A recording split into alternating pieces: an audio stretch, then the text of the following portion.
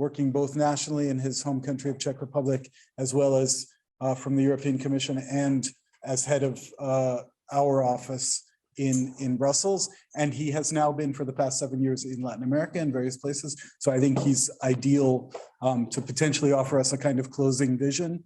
And then we'll go to the organizers for some last thoughts. Jan, you have the floor. Can you hear me? Do you hear me well? Yes.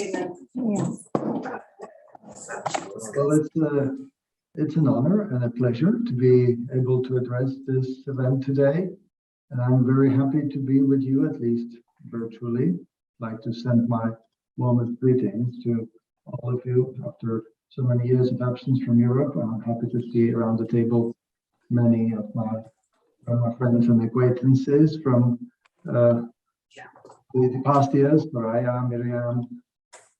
Of course, I would like to particularly thank my dear colleague Claude Kahn for his years of leadership on Roma rights issues in the Office of the High Commissioner. It was really a privilege to be listening to the rich discussion, at least of this last panel. I'm sorry I couldn't have been on the others. You know, the office is committed to the protection of rights of Roma at a global level in all the countries where they are.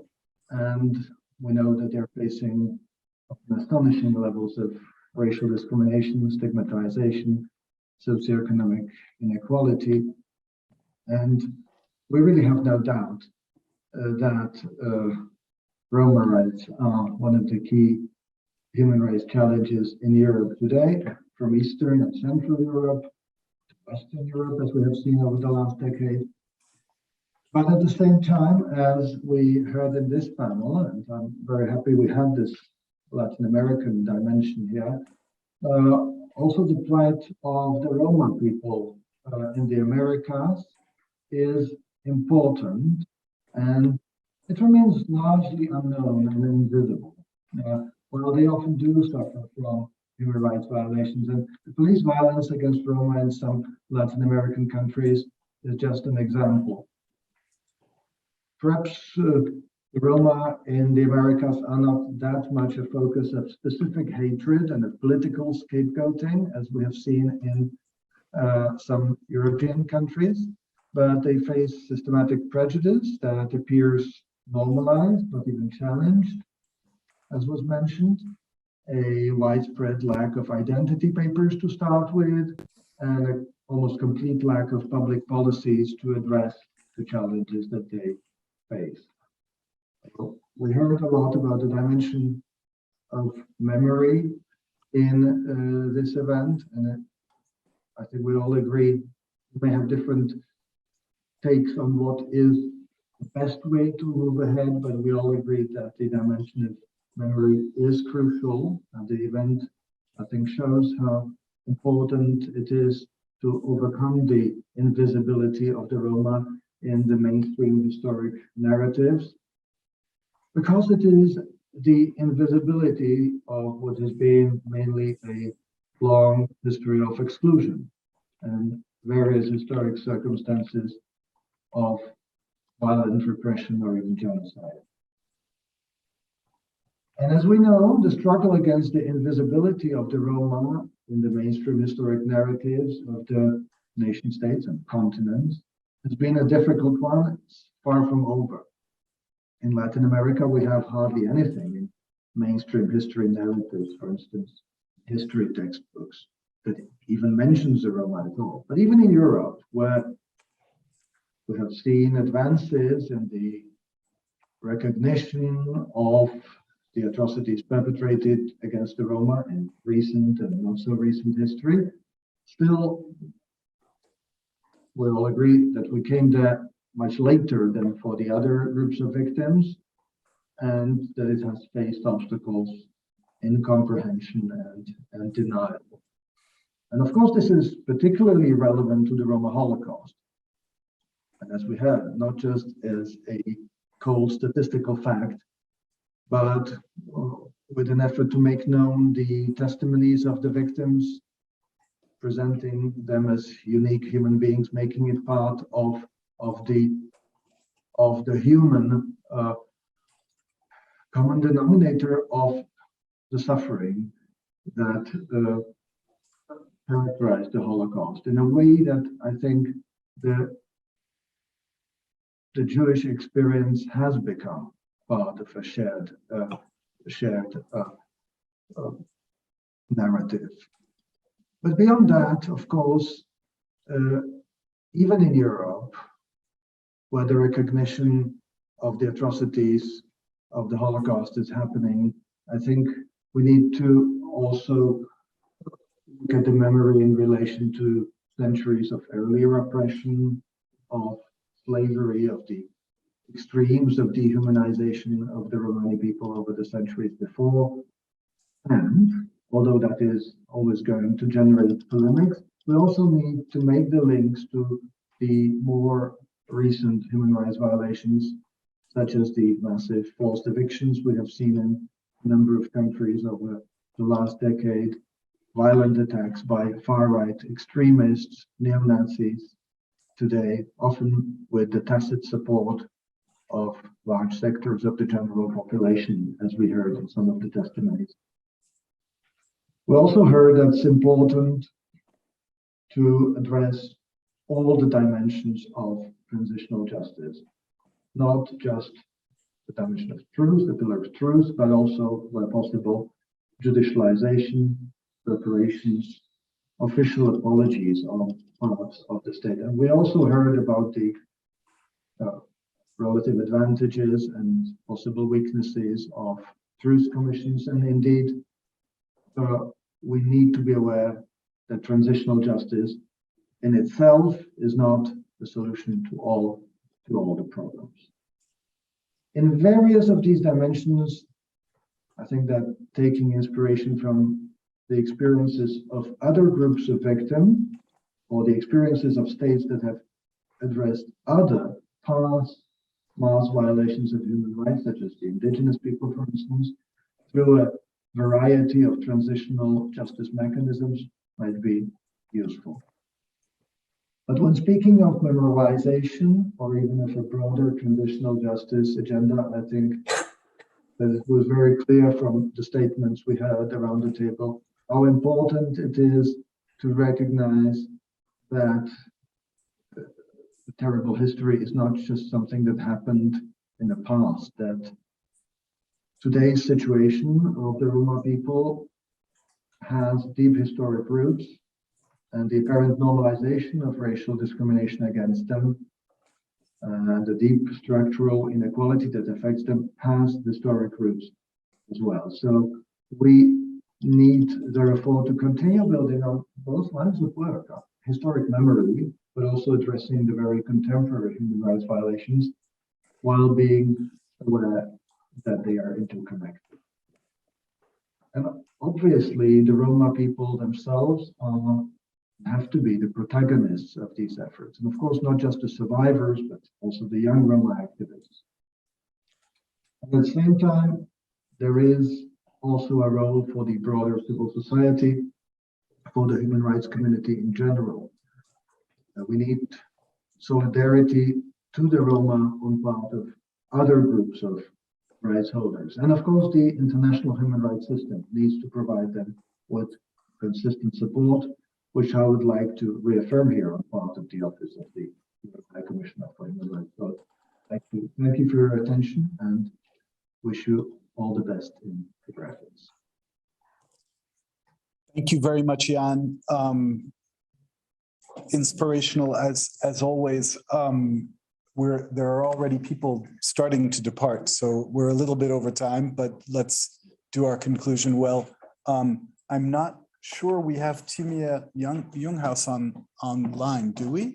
It's one of our links. Yes, we have several Alines.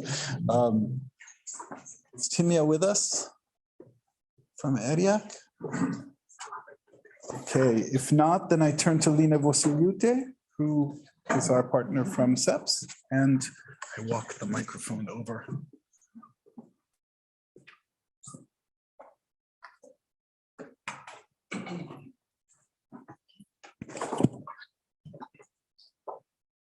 Okay. So first of all, I would like to thank all of you for being with us during today's conference. We had a little bit of very technical challenges to do this hybrid event, but I think towards the end we kind of smoothly managed to go into that. So it clearly shows we just would need to continue this discussion further on. And we'll have a lot of great possibilities to do it with the Chachipan project. And I'm talking here on behalf also of our partners, Ergo Network, who are now busy in Budapest with the Roma Civil Monitor, also on behalf of Central Council, FAGIC, Associatia Fast Forward. We are really grateful to be co-partners, co-organizers of this event. And we really believe that we can build on today's discussion, what we heard, your thoughts, your insights, and notes of caution on how we should not proceed, on also how we need to engage Roma communities and how the importance of making them co-owners of those processes. I think these are crucial points, and we'll have with Chachipan project possibilities to go deeper into that. Maybe more into European context, but we believe this, we can scale it up really and see how this transitional justice, rule of law, and fundamental rights connects into or within European context, and can be even enhanced by EU legislative framework and political possibilities to build on that. And we, of course, thanks to the fact that we have great people like Soraya and Ismail working also at national level, that we can also scale it up, those processes in Sweden, in Spain, and also hopefully in Romania. Julius just left. And with this, I would like just also to thank maybe, I would like to thank also SEP's colleagues, Xavier Hadidi, who left already us, but thanks a lot for your great support. Also, I would like to thank our translators, Seido Yasarov, Joseph Amuse, who did an excellent job of Roma translations. It will be recorded and we'll have Romani version of this event. I would like also to thank our Spanish translators, Marcos and Aline, who have been hearing us and adjusting very quickly to simultaneous to side-by-side translations. And most of all, I would like to thank people next to me. So Claire and Anna, and it's little souvenirs from Brussels, chocolate, and also Claude and Aline for really bringing it forward. And yeah, I'm passing over the microphone, but also chocolates to you. So yeah, big applause to you, all of you also today. And thank you so much for being with us. And we are really looking forward to keep this discussion going.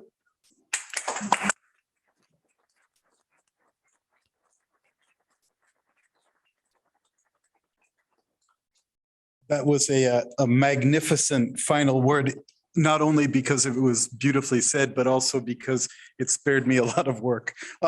So we really had a great team here with Anna Boga and Claire Holtzman, as well as with Laura Kaye, who was helping out. And indeed, the interpreters were fantastic. And yeah, it was great to see a couple of old friends on the Romani channels. So that was very welcome. I need to add one name to the thank yous. We had Chet Narayan Rasaili, our consultant, who's based in Kathmandu. This meeting has actually been organized from Buenos Aires, Kathmandu, Geneva, Brussels, and a number of other places as well. So it's had a real global element. Again, the partnership with SEPS and with Chachipan, including all of the Chachipan partners, has been great. We're very happy that we could bring in the Roma and the Americas groups that we've been trying to provide some support for over the past years. I would answer Miriam's question. Yes, we would very much welcome if you have further thoughts and ideas. Our plan is to publish a kind of summary report of this, and also our plan is to get together and trying to discuss follow-up steps. We at the UN Office for Human Rights will be doing our planning in November, so we also welcome your thoughts on what next year. But generally, our view is that this is a wonderful partnership of a range of people, some of whom are in the room, but many of whom are just out there also doing these things with us, in parallel to us and from where they sit. So we hope that this is, again, just a step along the road. I'm sure I've forgotten something. Again, I would thank our World Conference of Churches Ecumenical Center colleagues for hosting us. I assume we will see each other again soon, and definitely we will see each other online for follow-up discussion and thoughts. Thank you very much for your engagement and have a great trip home. Thank you.